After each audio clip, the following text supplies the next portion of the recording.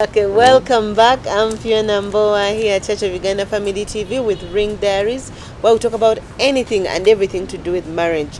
And with me today is Reverend Abwooli. And I was looking for the pet name, Abwooli, we're talking about cultural differences and the fact that they're not just about the differences in Baganda, Banyankole, Bagisu, but even as families we have differences in beliefs, cultures, and we need to see how to get the best out of it.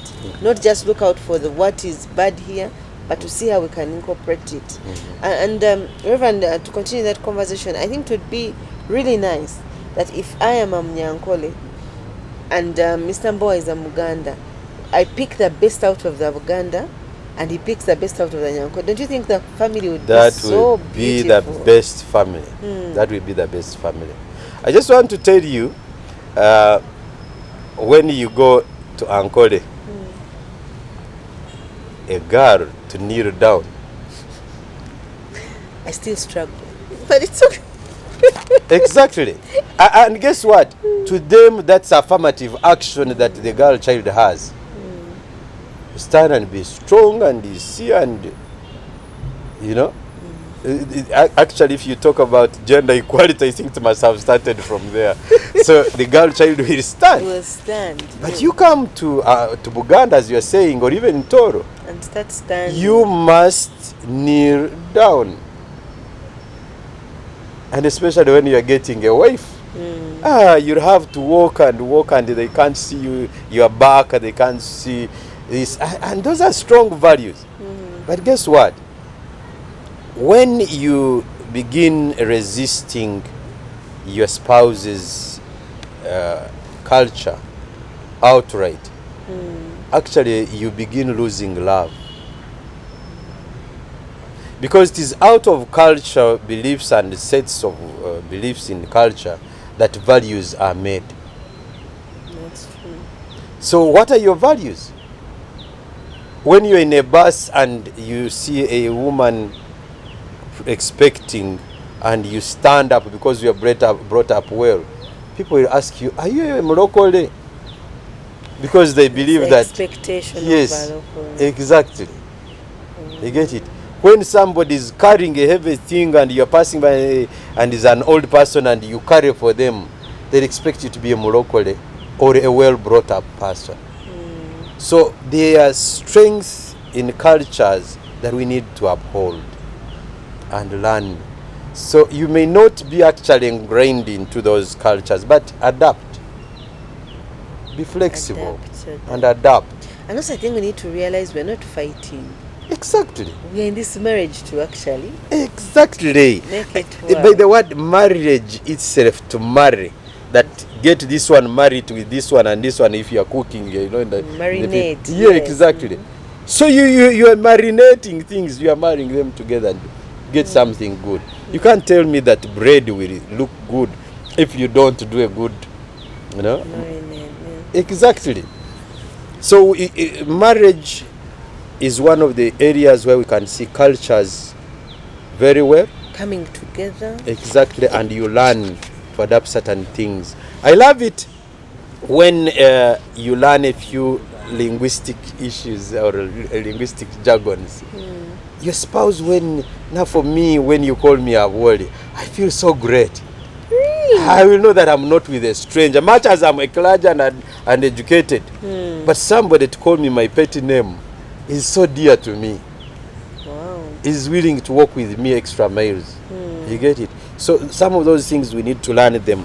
But also we have to develop skills of how we deal with these things so that you don't do them for the sake of doing them. I remember my first time when I was coming to visit a bereaved family in Kampala.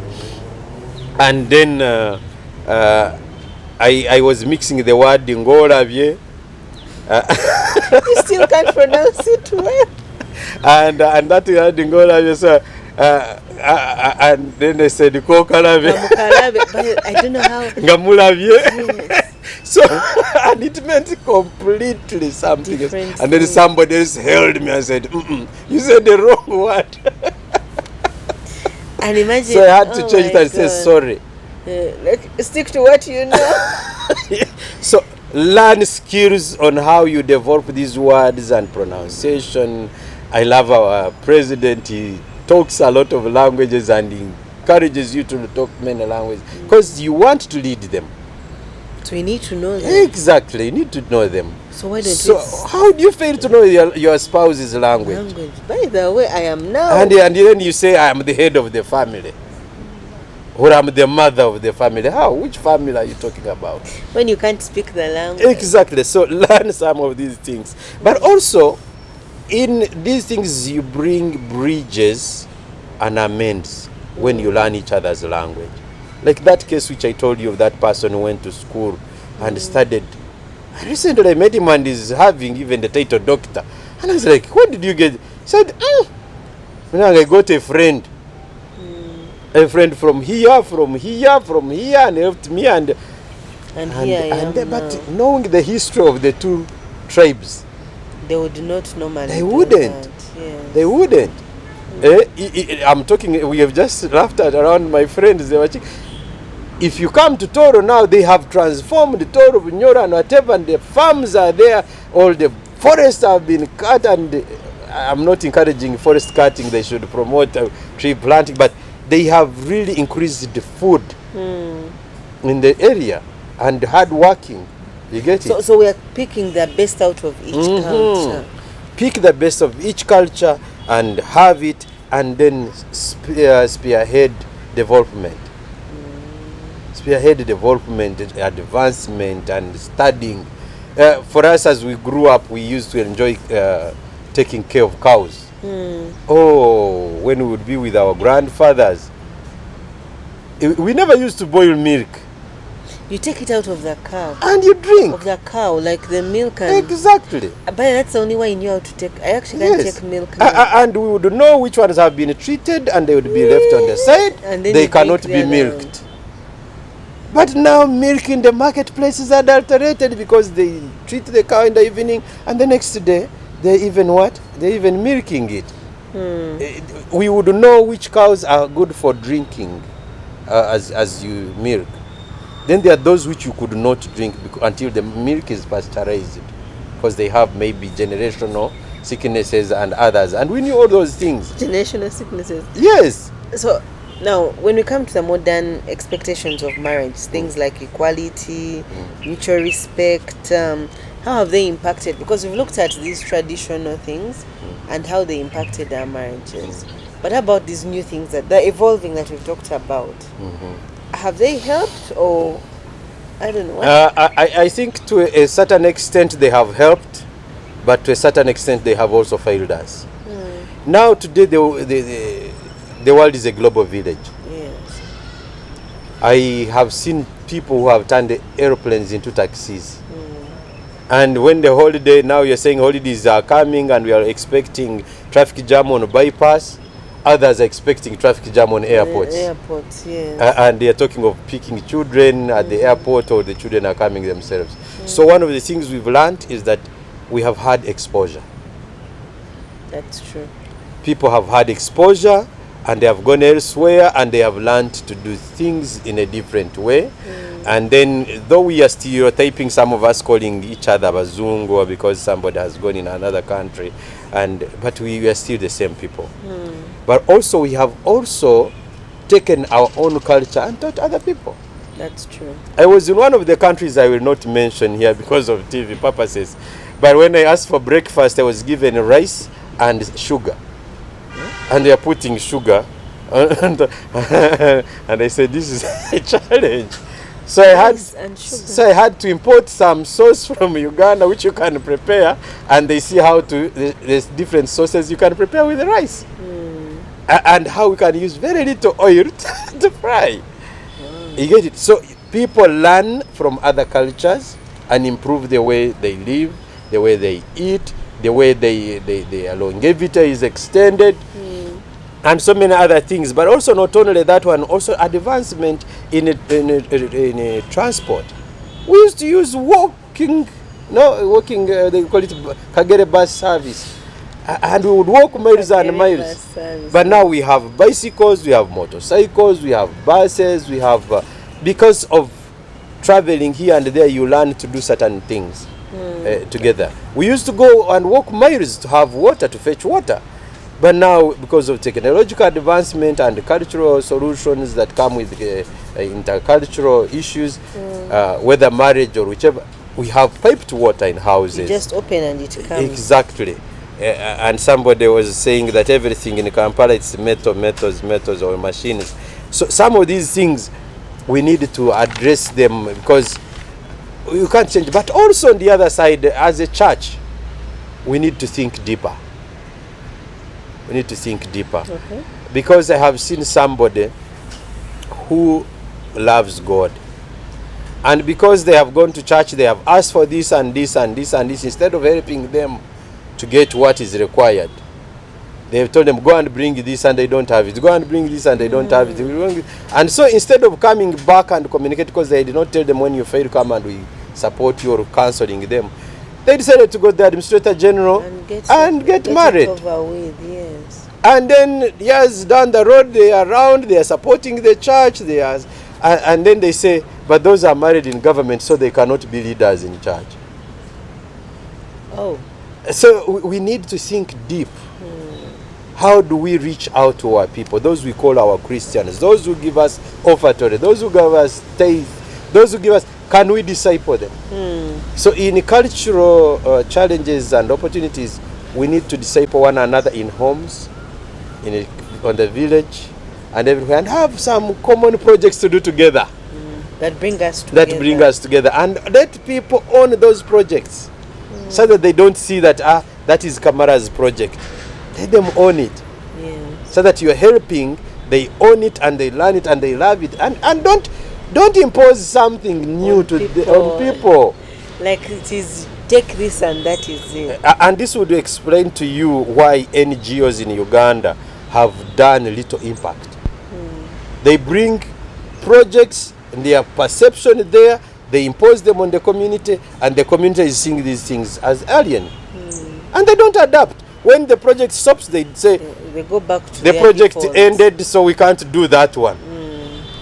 So we need to, first of all, see things that the people do, identify them in our research and development, and do them even in our homes. Even in our homes. If your spouse is saying that we shall be eating on the mat, try to find out why are they interested in being on the mat. And how does it feel to sit on a mat? Exactly. Exactly.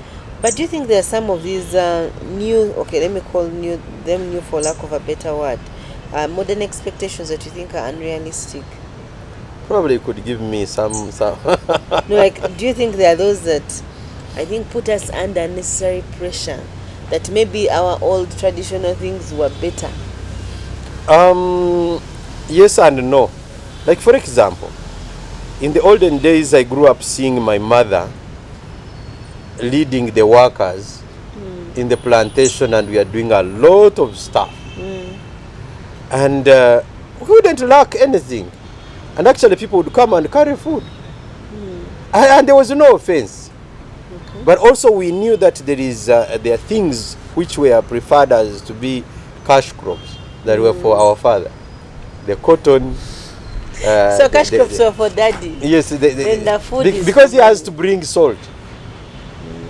Which was, you can't put it in the garden.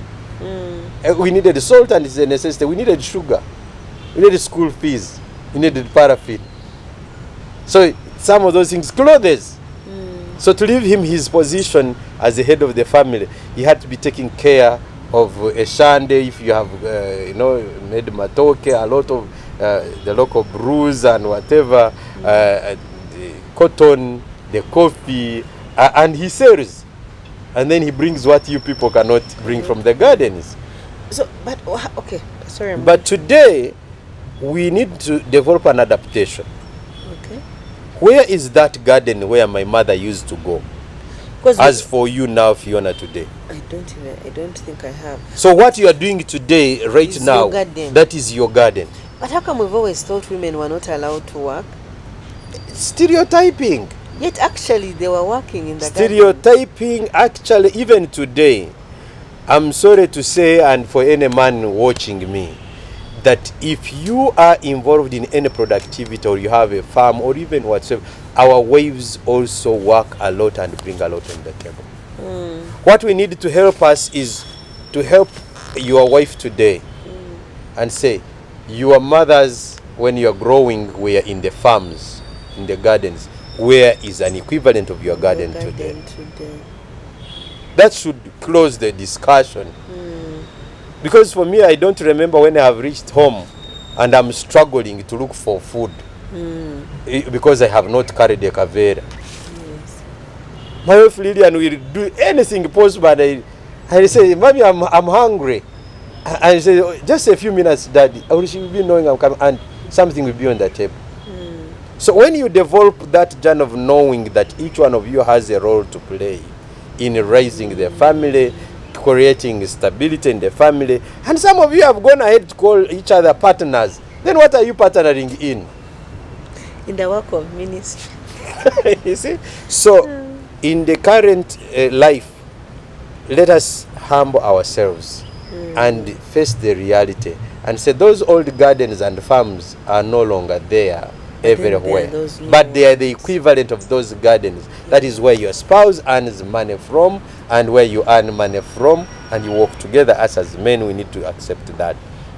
But also there are things that I can see which are many Ugandans now adapting. In the past, women never used to put on trousers, and they would say that one is a prostitute, this one is this, and the prostitutes have gone ahead and said, we have left your trousers. They're putting on their minis and they're almost, So we need to know that the lifestyle you are in, you cannot cross Kampala Road. Like for me now in Toro, the best clothes is a tunic, a kanzu. I mean, I can't cross Kampala Road running, doing this with a kanzu. I cannot, or come to church in a kanzu. No, I can come in church with a kanzu because I am at peace. Yes, I mean, as clergy, I have a uniform. Yes, it's the uniform. But my wife also cannot run. We do commercial printing as one of our business. She can't start running on Nasa Road everywhere. You're carrying boxes with the busuka and whatever. She cannot. Yes, so we need to adapt. We need to adapt and understand some of those things. So talk a bit about conflict, the traditional versus the modern conflict and how it was resolved. Now, in the whole of this, I want to look at the Bible. That's where there is no counselor, there will be strife. And so in every community, there is a counseling mechanism. There's a counseling mechanism. Though some of the counseling mechanisms have a lot of prejudices and stereotypes, and they are not sensitive. Like for example, I'm a reverend and also a psychologist. So if you come and attack my child, I don't think that I would be the best counselor for my child. Of course not. Much as I can do my parental role, use the knowledge of psychology and try to bring, but the first instinct will be to defend my child. As a parent, it just kicks in like exactly. It's an instinct. Yes. So we need to learn also to deal with cultural systems. That if a problem has happened with Phiona and Mr. Mbowa, let's not call our relatives first. Let's look at a model person and become friends with this model person. And talk to such model couple which is also married, and if you say they are Christian or we are Christian, they are this, we are this, and talk to them. And where they fail, look for a counselor and we talk. Actually, many people come. I keep challenging my colleagues at Uganda Cancer Association, and I say, you see, I do a lot of pro bono counseling, but these pro bono counselings, they are the ones which bring me the real counselees. Yes, that's true. Because you hear somebody calling you and say, I'm in Tanzania, I need counseling. I am in the US, I need counseling. I'm in this place, I need counseling. How did you get my number? Somebody gave me your number that you're a good counselor. So what you are thinking as pro bono can actually is advertising for what you do. That's true. That's very important. Now in culture, also in these cultural challenges and opportunities, let us learn to see how do you approach those people in cross-cultural marriages. Talk to them and show them either side of the coin. And the good side. Yes, and say, this side of the coin, like the 200 shillings, there is a fish this side, and then there is another picture. So help somebody see the two coins. And they say, fish, not just the coat of arms. So it is not just the coat of arms. It's not only the fish, but there is also this which makes up a coin of 200 shillings. Yes. You get it? So you don't look at just the Baganda for kneeling, for those who struggle with kneeling, but you look at also the other nice things that will Exactly. Yes. Exactly. Let me tell you, Phiona, I'm sorry to say this, and even to our viewers, if you find a well-mannered and well-cultured Muganda girl, it will be hard for her to ask you something and you say no. Like there's the way they talk and you just give everything you have. Exactly. The whole grooming, the humility they come with, the straightness in their communication, the kneeling down and talking to you even when the city is in public, you feel you already captured. And then you need to draw attention and deal with it. I'm not saying only the Baganda, but all our cultures. A Mutoro will never greet you standing whether it's a boy. Really? Never. They will bow, they will bend and you touch. And they will speak to you slowly. And not shouting, you need to draw your ear very well to understand what they are communicating. You get it? You see, everything has a very good side. Exactly. So pick something good, groom it, skill it, and make it presentable. And then it will be bought. Wow. That is interesting. Yes. What other cultures? I feel like we're coming to the end, but I want to learn more about... Okay, how do we prioritize learning? Because now some of us are already 14 years in, and you find you have not learned anything from the other culture. Where do we start? Now, and where do we prioritize? Phiona, where you need to start from is to look at your children. Because your values which you are passing on to your children are a result of the set of beliefs you and Mr. Mbowa are holding. So when you are parenting, you have an ideal child or ideal children that you want to see. And I want to say now at 14 years, you have very few months remaining, if any, to change much in the 14-year-old. But for those who are still young, 4 years and whatever, you have the opportunity to write on their hearts. So how they see mommy doing things, how they see daddy doing things, that's what they are going to become. Don't expect too much than what you have invested. So in other words, I want to speak to our viewers that behave for the sake of your children, because you are the only models they have. So the two of you, whatever you do in your discussion, in your working relations, in preparation of the house, in hygiene, in selection of clothes, in sitting attributes, in talking, be there for your children. And then you're creating a generation which you look back and say, oh, thank God. Thank God I raised this little one. Yes, but also there are religious challenges in there. I just want to say you, one of the things that has shaped the world is religion. But also it has also disintegrated the world. Because there are some of us who become religious, I don't know, for a lack of a better word, or religious extremists. Or fanatics. Or fanatics for that sake. Without thinking twice of where somebody is coming from. And we use words even in our respective religions, words like love. And we do not quantify the positive love or the positive side of love. So we need to leave that side. Failure to deal with some of these things, we are going to lead people into broken marriages. We are going to break so many generations, because if the child saw the mother and the father marrying here and there and they're producing children here and there, that's what they're going to become. Yes, and if it is fighting, they will fight. If it is quarreling, many depression cases, issues of mental health you are hearing today are coming as a result of depression, of stress. Because somebody is not flexible, somebody is not willing to adapt, somebody is not willing to have effective communication. Thank you very much, Reverend. As we come to the conclusion of this, what would be your parting shots for our viewers about this dynamic cultural world that we are living in? Mine is live for the next generation. Manke see, manke do. And if we lose it, then our children are going to live a regrettable life. Let's uphold and embrace the opportunities as we learn from the challenges. Wow. Thank you very much, Reverend, for having us, giving us your time here. And for our viewers there, I hope you have picked something the way I have.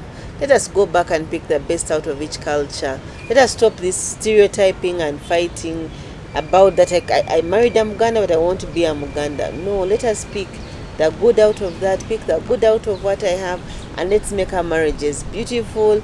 We have, each culture has a unique attribute. Let us learn from it and make ourselves better. But as he has said, not even for ourselves, but for our generations that are coming. They shall look back and say, surely, Daddy did this, and because I've learned that, I'm also living a better life. Thank you very much for watching. I'm Phiona Mbowa here at COU Family TV with Ring Diaries.